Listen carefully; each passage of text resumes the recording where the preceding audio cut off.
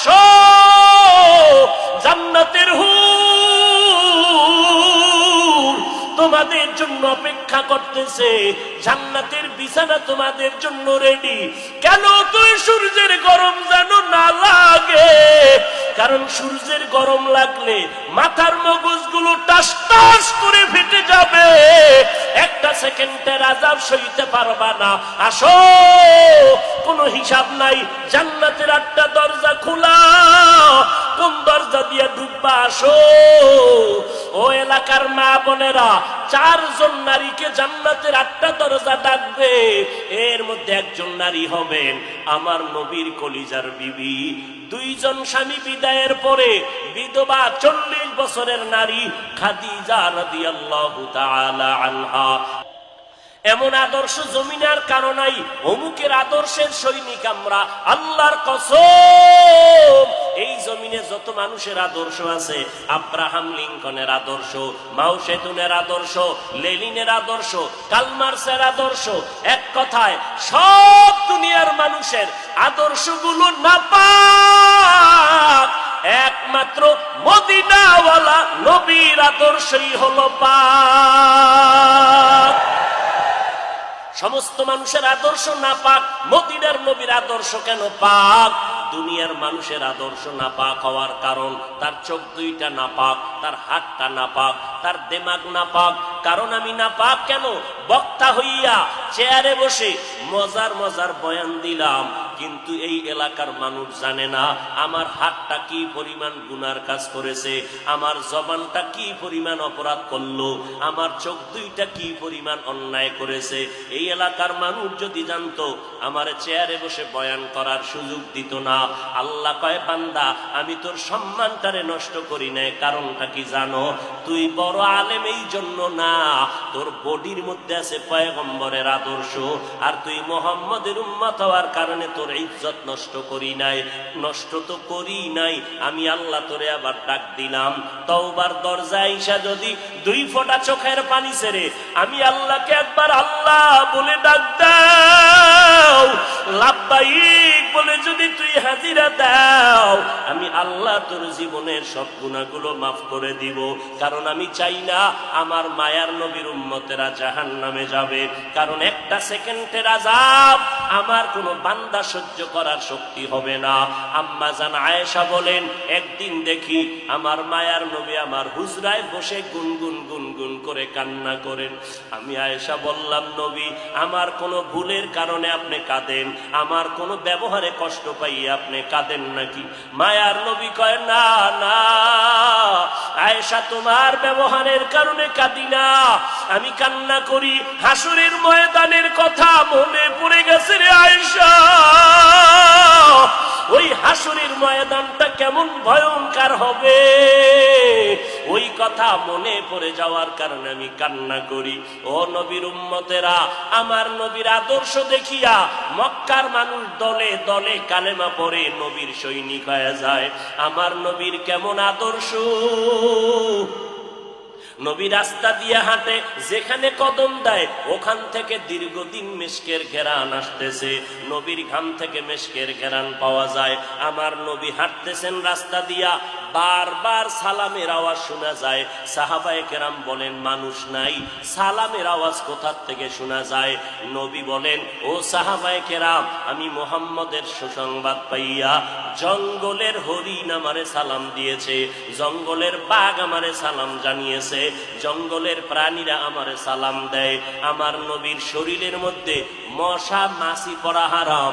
আরবের মানুষ তাকায় দেখে মুহাম্মদ যেদিকেই যায় একটা মেঘের খণ্ড তার মাথার উপরে। কেন? সূর্যের গরম জানো নবীর শরীরে লেগে কষ্ট না দেয়, মেঘের খণ্ড ছায়া দেয়। আমার নবীর শরীরে মশা পড়ে না, মাছি পড়ে না, নবী কষ্ট পাবে। সেই নবী আমার এই উম্মতের আদর্শ বাস্তবায়নের জন্য পেটে পাথর বেঁধে কালেমার দাওয়াত দিলেন। আমার নবী মা হারা ইয়েতিম, বাবা হারা ইয়েতিম। নবী বলে, আমি দুনিয়াতে সে একবার আব্বা বলে ডাক দিতে পারি নাই রে উম্মতেরা। 6 বছরে মা হারায় ফেললাম, 8 বছরে আমার দাদাকে হারায় ফেললাম। আমার আরবের মধ্যে কেউ নাই, 4 কালেমার দাওয়াত নিয়ে কোথায় যাব? আমি ঘরের মধ্যে বসে কাঁদতেছি। ওই সময় আমার এক আপন, আরবের মধ্যে আর আপন আমার কেউ ছিল না। দুইজন স্বামী বিদায়ের পরে একজন নারী, 40 বছরের বিধবা নারী খাদিজা।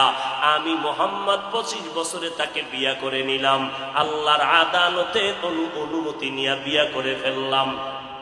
ওই খাদিজা আমার কান্নার কারণ জিজ্ঞেস করলেন, নবী কেন কান্না করেন? ও খাদিজা কান্দি কেন? আল্লাহ আমাকে কোরআনের আলো দান করেছেন, আমি এখন কালেমার দাওয়াত দিব, আমার এই দাওয়াতকে গ্রহণ করবে। আমার ঘরে বাইরে চতুর্পার্শ্বে দুশ্মন, আমি কার কাছে দাওয়াত নিয়ে যাব?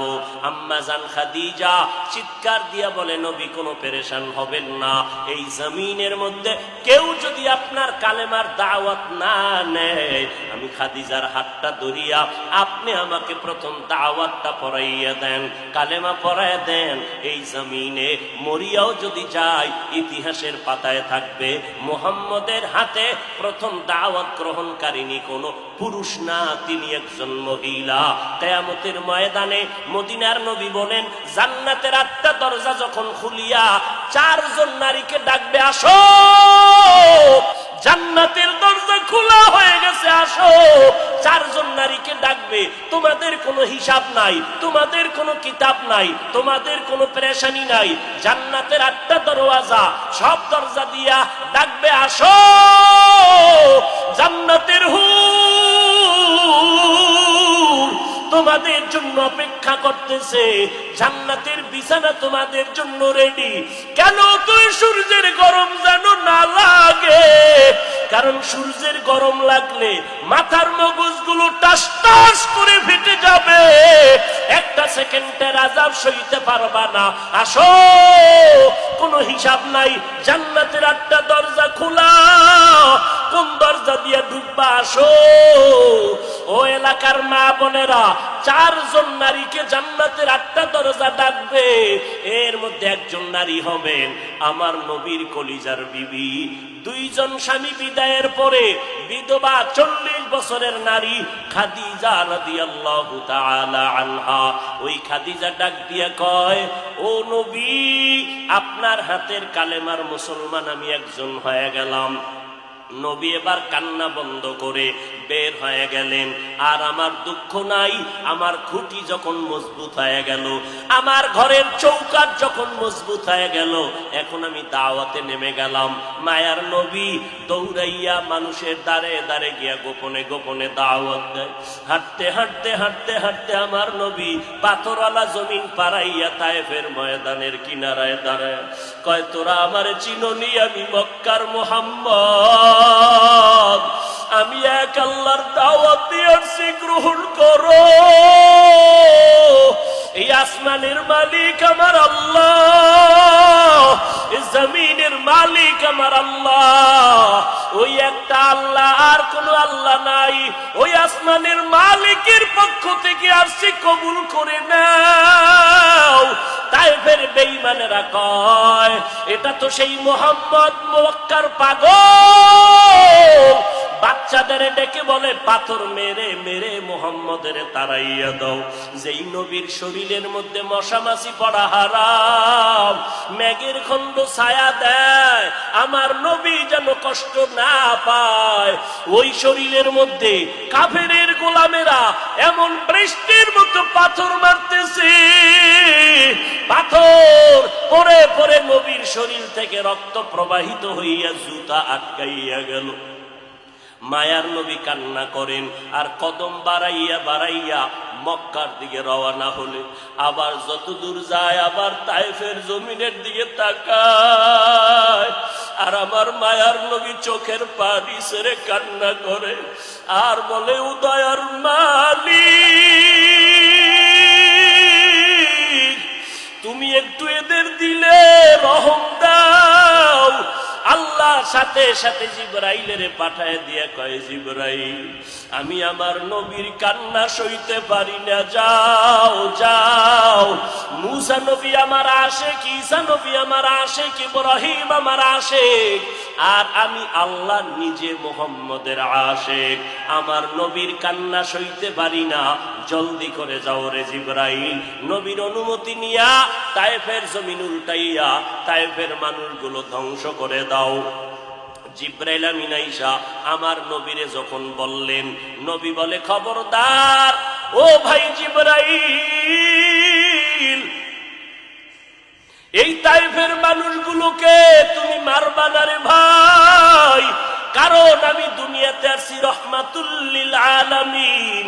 আজকে ওরা আমাকে চিনে না, এই জন্য আমারে পাথর মেরে তাড়ায় দেয়।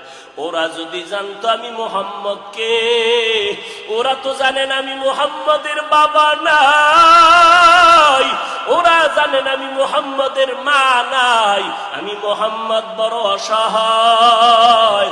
ওরা যদি জানতো আমারে মোহাব্বত করে ওরা আদর করত, পাথর মারতো না। ওরা চিনে না, এই জন্য আমাকে পাথর মেরে তাড়ায় দিতেছে। একদিন যদি কবুল করেন আমার আল্লাহ, ওদের দ্বারা কালেমার খেদমত হবে জমিনের ভিতরে, ওদেরকে মারা যাবে না। ও জিবরাইল, এদের উপরে কোনো আঘাত করিও না। আমার মায়ার নবী রক্ত পড়ে জুতা আটকায় গেল। আম্মা জান আয়েশা রাদিয়াল্লাহু আনহা বলেন, ও মুসলমান নবীর আশিক, আমার নবী আদর্শ কায়েমের জন্য রক্ত ঝরাইলেন, পেটে পাথর বাঁধলেন। ও নবীর উম্মতের দল, আজকে সেই নবীরে গালি দেওয়া হয়, ওই নবীর অপরাধী বলা হয়। তুমি নবীর আশিক উম্মতেরা চুপ কেমনে থাকো রে বাবা? মুসলমান সন্তানেরা, যুবকেরা, আজকে নবীর আদর্শের টুপি লাগাইলাম, দাড়িটা লম্বা করলাম, লম্বা জামা পরলাম, কই আমাদের খানাও বন্ধ হয় নাই, আমাদের লেখাপড়া স্বাধীনতাও নষ্ট হয় নাই। তোমাকে কে ধোকা দিল? নবীর আদর্শ মানলে স্বাধীনতা থাকবে না। ও বাবা, তোমার আমার মতো হুজুর না, তোমার লাইনে নজর করে দেখো, তোমার মতো যুবক স্কুল কলেজে পড়ে এক বেলার নামাজও বাদ দেয় না, দাড়িওয়ালা নামাজি ডাক্তার প্রফেসর ইঞ্জিনিয়ারের অভাব নাই। বাবা বলো, তুমি কেন পারবা না? ও আল্লাহর বান্দারা, তোমার আমার মতো যুবক তাকায়া দেখো, ড্রাইভারি করে নামাজ বাদ দেয় না, তুমি কেন পারবা না? তোমার আমার মতো কত ব্যবসায়ী জেনারেল লাইনে পড়েছে, এক টাকাও হারাম খায় না, এক বেলার নামাজও বাদ দেয় না, কোটি টাকার মালিক, ব্যবসা করে, অভাব নাই, তুমি কেন পারবা না? মনে মনে কি ভাবছো আলেমদের কথা মিথ্যা, আল্লাহর কোরআন মিথ্যা? না রে বাবা না। যদি কোরআন মিথ্যা হইতো, যদি জান্নাত মিথ্যা হইতো, জাহান্নামটা মিথ্যা হইতো। আবু বকরের মতো বান্দা জান্নাতের টিকিট পাইয়া ওই সারা রাত নামাজে দাঁড়াইয়া কাঁদতেন না। মায়ার নবী বলেন, ও আবু বকর কেন কাঁদেন? বলে, হাসরের ময়দানের ভয়ঙ্কর হালাতের কারণে আমি কান্না করতেছি। আম্মা জান আয়েশা বলেন, নবী যখন কান্না করেন, আমি বললাম, নবী কাঁদেন কেন? নবী বলেন, হাসরের ময়দানের কঠিন হালাতের কথা মনে পড়ে গেল। কেমন কঠিন হালাত হবে নবী? আম্মা জানকে আল্লাহর নবী বলেন, আয়েশা, কিয়ামতের ময়দানে মানুষগুলো সব উলঙ্গ দাঁড়াবে। আল্লাহ পাক রব্বুল আলামিন ওই সিরিয়ার জমিনের মধ্যে বসে কাহরিয়াতের সাইনবোর্ড লাগায়া বলবেন, লিমানিল মুলকুল ইয়াউম। আল্লাহ পাকের কুদরতের আওয়াজটা যখন হবে, হাসরের ময়দানটা থরথর করে কেঁপে উঠবে। ওদিকে আল্লাহ বলবে, সূর্য তুই কই? নিচে নেমে আসো। আম্মা জান আয়েশাকে নবী বলেন, ও আয়েশা, ওই হাসরের ময়দানে সূর্যটা যখন নিচে নেমে আসবে, সূর্যের গরমে মাটির জমিনটা পুরে হবে তামা। ওই সময় এমন ভয়ঙ্কর অবস্থা, অপরদিকে জাহান্নামের আওয়াজ। জাহান্নাম বলবে, ও দয়ার মালিক, গুনাহগার গুলো আমার পেটের ভেতরে দাও, আমার পেটে ক্ষুধা লাগছে, তাড়াতাড়ি গুনাহগার গুলো দাও। আল্লাহর নবী বলে, আয়েশা, ওই হাসরের ময়দানে যেই নবীদের কোনো গুনাহ নাই, একজন নবীরও কোনো অপরাধ নাই, কিন্তু সেই নবীরা হাসরের ময়দানের ভয়ঙ্কর হালাত দেখিয়া উম্মতেরে ভুলে যাবে। নিজেদেরকে বাঁচানোর জন্য হাউ মাউ করে কাঁদবেন আর নাফসি নাফসি নাফসি বলে কাঁদবেন। মূসা নবী উম্মতের ভুলিয়া নিজেকে বাঁচানোর কান্না করবেন, আদম নবী কান্না করবেন নাফসি বলে। আম্মা জান আয়েশা বলেন, নবী ওই হাসরের ময়দানে আপনি কি করবেন? মায়ার নবী কাঁদেন আর বলেন, আয়েশা ওই কঠিন সময় আমি মাওলার কাছে সিজদায় পড়ে কাঁদবো। ওই সময় আমি আমার নিজের জন্য চিন্তা করব না, আমি কেঁদে কেঁদে বলবো আমার উম্মত গুলো কই? ও আল্লাহ, আমার উম্মত গুলো জান্নাতে দাও। একটা উম্মত জাহান্নামে গেলে আমি মুহাম্মদ জান্নাতে যাব না রে আল্লাহ। ও নবীর আশিকের দল, ওই আল্লাহর নবীর কথা মিথ্যা মনে করিও না রে বাবা। আমার নবী 63 বছরের জীবনে একটা মিথ্যা কথা বলেন নাই রে নবীর আশিক। কেন তুমি আজকে নবীর তরিকা মতো চলো না? চাকরিও যাবে না, লেখাপড়াও যাবে না, ডাক্তারি পড়ো, ইঞ্জিনিয়ারিং পড়ো, প্রফেসর হও, কিন্তু নবীর তরিকার মালাটা গলায় লাগাও। মা বাবার দোয়া নিয়ে সামনে আগাও, কারণ মা বাবার চোখের পানি ছাড়া জমিনের মধ্যে আর কারো দোয়ায় আগানো যায়